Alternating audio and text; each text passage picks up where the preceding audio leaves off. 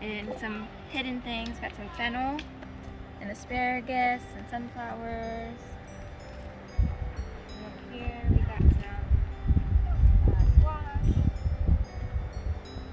And then this bed is got some peppers and lots of cilantro that I should harvest. Eggplant.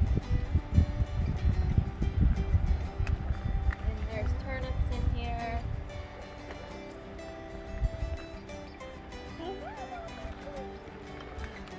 What do we got up on all the trellises here? Some of the stuff is stuff that is kind of died back, but it's starting to come back. We got some wing beans and loofah. Those are Bottle gourds. Bottle gourds or birdhouse gourds, whatever you call it. And then we have some spaghetti squash coming up here. And there is some long beans, and there are some more loofahs and bitter melon coming back down there.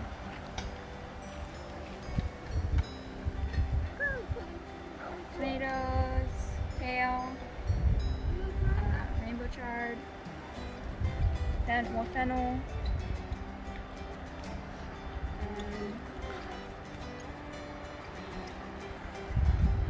This bed kind of needs to be thinned out, but kind of left it.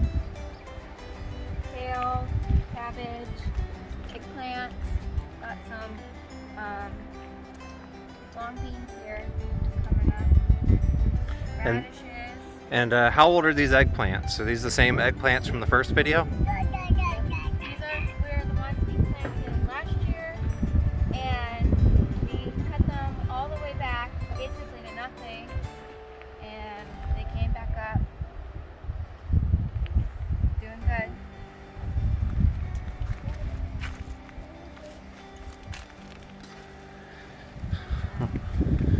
More cabbages here, tomatoes, sunflowers.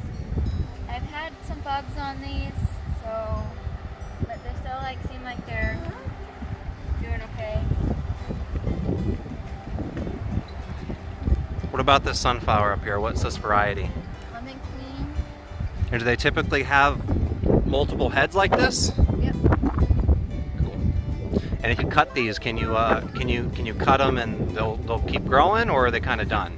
I think these ones are kind of like done. There's some other varieties that are for cutting that I want to try it soon.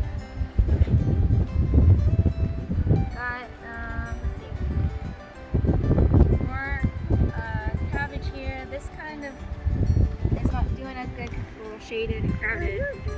Got a lot of carrots coming up here. Pulled some out the other day, munched on them. Some more long beans. Long beans is a good bean variety that's good for the heat, Florida. So they always seem like they do well.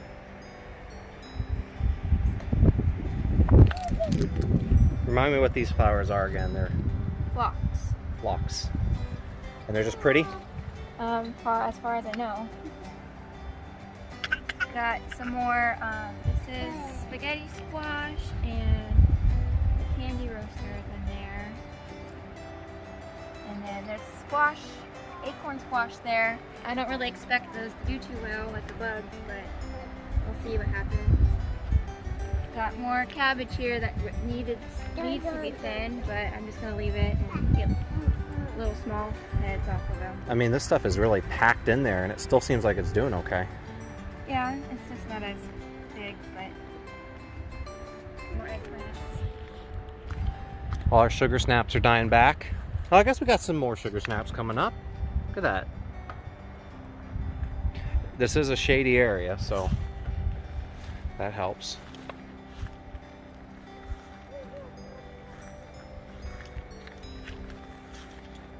Long beans. The only thing with long beans seems like they get aphids, so hopefully the ladybug will come back. Tomatoes, bok choy. There's some peppers in here too that hopefully will come up once I harvest the bok choy. This bok choy looks like what you'd see on a seed pack. Just beautiful. Sunflowers. sunflowers, more cabbage, tomatoes.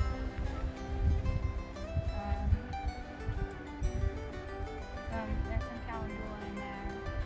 And actually, all this, there's a lot of this sweet potato that seems to be coming back up. So once these get harvested, I'll just let those take over. My walking onions over here. Walking onions are a good onion because they're kind of like perennial. So you plant them and they always just come back. And these will get little bulbs that are on the end and they'll fall over if you don't harvest them and they'll start growing a new plant. And so you can either use the bulbs for cooking or you can just replant them. And then you can also harvest down from the bottom. So there's bulbs down there too. Hence the name walking onions. And then you can use these as chives. Got more tomatoes in here and cabbages that need to be thinned out. Have we had any issues with cabbage worms this year? Yeah. They look like they're doing really good though. Yeah, if you look, there's some holes. I've been trying to come out here and look for worms, and I've squished them if I find them. And then I'll come out here, and if it gets really bad, I'll put like the BT on them. But so far, I mean, it hasn't been too bad. Now our big giant corner bed. What do we got going on in here? So we got some, this is asparagus. There was one that I got, there it is. There's one coming up there. I planted, these ones were 2-year-old crowns I planted last year. And I think you should start being able to harvest on them this year. But you also have to give them some time so that they can develop, so you don't want to harvest too much right away. There's another little one coming up. More tomatoes, got some mustard here I need to thin, some cucumbers, sunflowers, calendula. This is the blue African basil that we cut back and is coming back. Now last year this bed was completely taken over with African blue basil. And so we split it out, put it in pots, and actually we've had so much of it that we've been selling it on eBay. So I'll put a link to our eBay down below in the description if you guys want some cuttings. In this bed we got tomatoes. I got some New Zealand spinach in here that's coming up, which that one does really good here in Florida. This is Acorn Squash. The plant's doing okay, but we haven't had some worms on them, so far I haven't really had any fruit on them. But they're in here just to see what happens. Got the sweet potatoes coming back like crazy over here. Long beans, some wing beans, and lots of sunflowers. Here we got tomatoes. This is the Ethiopian Kale. This is a kale that does good for hotter climates. It's going to seed right now, but you can, we plant the seeds, and I've actually been cutting it back a little bit, and it seems like it's coming back up. But this one's a good one that we like.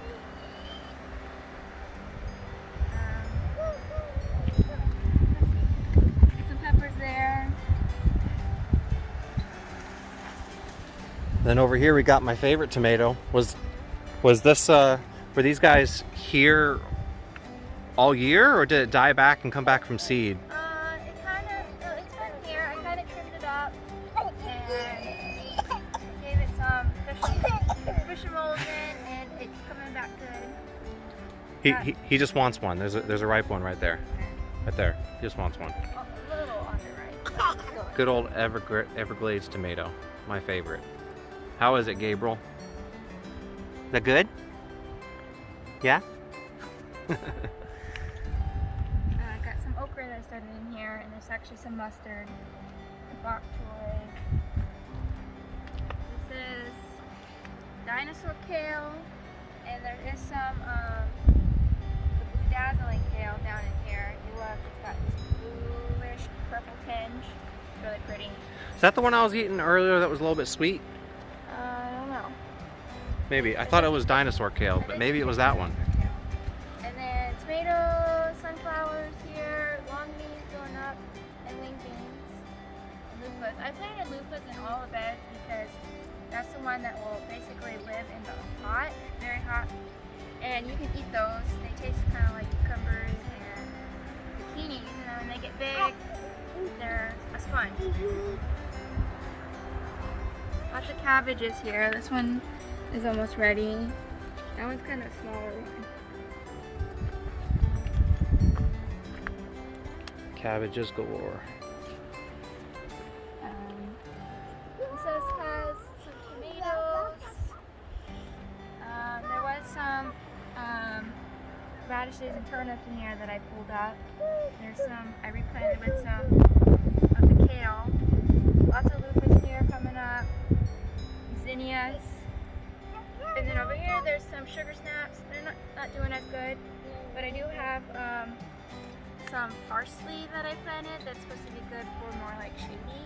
So I figured it can come up underneath the tomatoes once they get bigger. Oh, those little tiny sugar snap plants have little sugar snaps on them.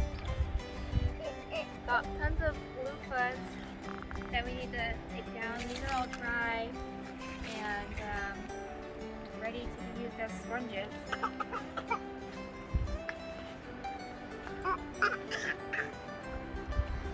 Up here is these cabbages need to be harvested, so I'm going to do these tonight. Got some nasturtiums down in here with a flower. And these are variegated? Yep, variegated. Look at those leaves. Now, can you eat the leaves too, or just the flowers? Yes. The leaves you can use in like salads. It kind of has a peppery taste. Tomato. This tomato that's doing really good is the blueberries and cream, or blue something cream. And that one does seem like it's doing really good. It's not the best flavor though, but it grows good. But it's a cool color. Yeah. And they say you got to eat the rainbow, so. All right, so moving on. These beds weren't here last year. These are all brand new. And everything's just planted, so there's really not too much we can talk about here, but you kind of get the general premise of what we're doing here. We've got field fencing up on 2x4s in the middle rows, and got the beans and cucumbers going up the middle here. I have peppers and some kale and greens. I figured once it gets too hot for the greens, the peppers will be there, and then I harvest the greens, peppers can stay. So it's kind of like taking advantage of all the space that you have. Some of the stuff doesn't seem like it's doing as good. I think it's a little bit of a shock with new soil, and some of the soil probably wasn't composted down enough. So we'll see how it does. And so this yellowing and this kind of pitiful look on these beans, that's typically due to what? Nitrogen leaching? Probably. And so nitrogen leaching, that's when you use a soil down near the root zone that isn't broken down as much, and wood chips and carbon sources, when they break things down, need a lot of nutrients, and so they deprive the plants of the nutrients that they need to grow. So what have you been doing to kind of keep these alive? Because these looked a lot worse previously. I've been putting some fish emulsion on them, and mixed with a little molasses. Molasses helps to kind of helps to feed the microorganisms that are in the soil. So I'm hoping that helps to kind of break down that soil a little bit faster, so that the plants can develop more roots and not be robbed of of their nutrition.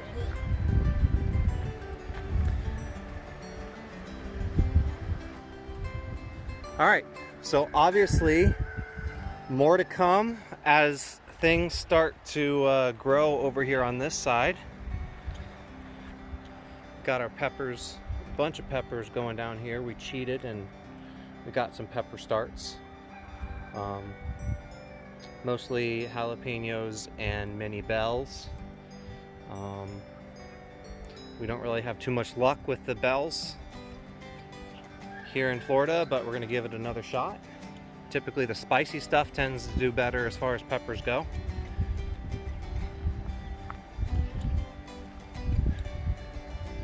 All right. Anything else you want to say about the new gardens? Besides, you wish they were taller. Yeah. I don't know. I guess we'll see how it goes the next couple months, and we'll update.